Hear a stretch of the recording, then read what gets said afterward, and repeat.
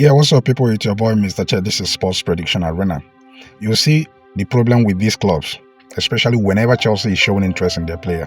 I have repeatedly said on this platform that the reason why Osimhen is not pushing for a deal, for a move away from Napoli, is because he is comfortable with the kind of contract he signed last season. He is getting well paid on weekly wages, and he doesn't want to leave without having to join another club that will be able to match that weekly wage. That is where Chelsea is left short of Osimhen's transfer, and I've continued to say this. If Osimhen wants to join Chelsea, truly wants to join Chelsea, he would have pushed forward for it. Sometimes when a player wants to join another club, they even hand in a transfer request. Osimhen hasn't done that. Osimhen is relaxed, his agent is relaxed because he knew that he renewed his contract last season and his weekly wage was upgraded. So he is happy earning the money. Even if they don't want him in Napoli, he can remain on the bench and still be earning his money. I don't think he's truly serious about his career, achieving something in football and becoming one of the greats. For him, obviously, it's all about the money, and money. Right now, Al Ahly of Saudi Arabia has offered 65 million package for Victor Osimhen to Napoli. And that money is way below his valuation because Napoli was expecting to get 120 million pounds for Victor Osimhen. But as I speak with you right now, Napoli are seriously considering that very offer because they need to complete deal for Romelu Lukaku in order to gift manager Antonio Conte the striker that he has always wanted. What is remaining now is for Victor Osimhen to agree personal terms with Al Hilal and he will join Saudi Arabia. He will go to Saudi Arabia, living his beautiful career that he has managed to establish in Europe and as a footballer. Osimhen, it was reported during last week that he was demanding for £500,000 weekly wage demand from Chelsea. £500,000. And you see why all the people pushing that Chelsea should sign Osimhen, you see why such kind of player should not even near anywhere around Chelsea. There are so many other options. We've discussed that. We've said that there are so many options for Chelsea to consider. Ivan Toney is there. He can do whatever Osimhen can do. Maybe Osimhen is slightly better with his record of finishing as the Serie A top scorer 2 seasons ago.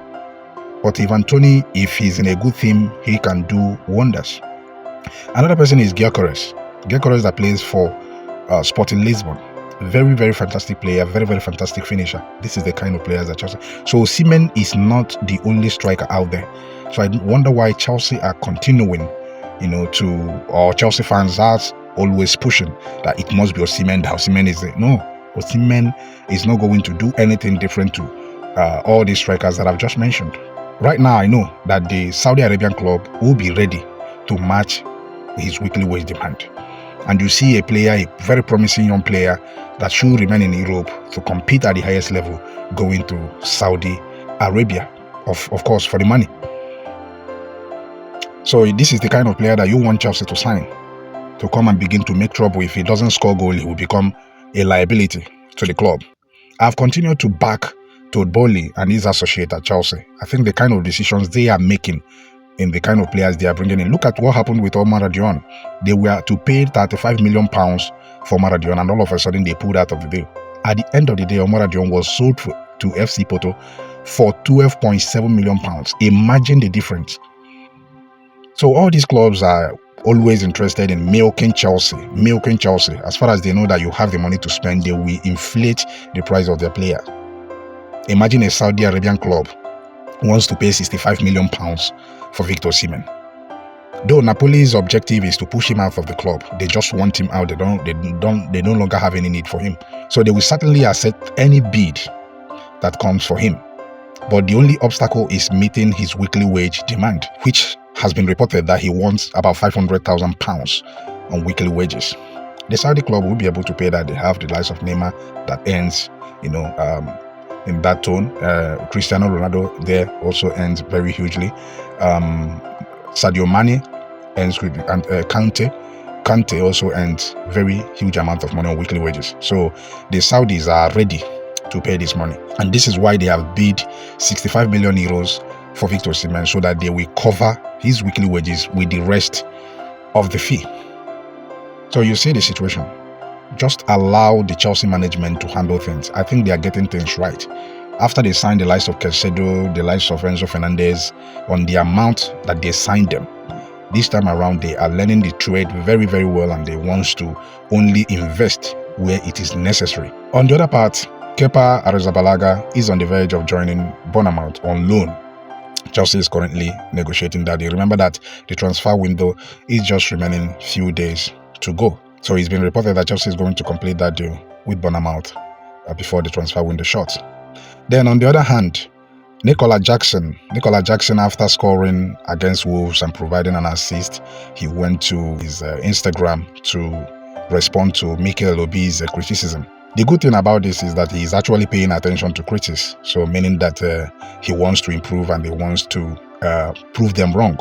So for him to have scored and assisted in that game, let it not be the last time he's going to score and the assisted goal, because his response to Mikel Obi, who is a Chelsea legend, might haunt him in the future.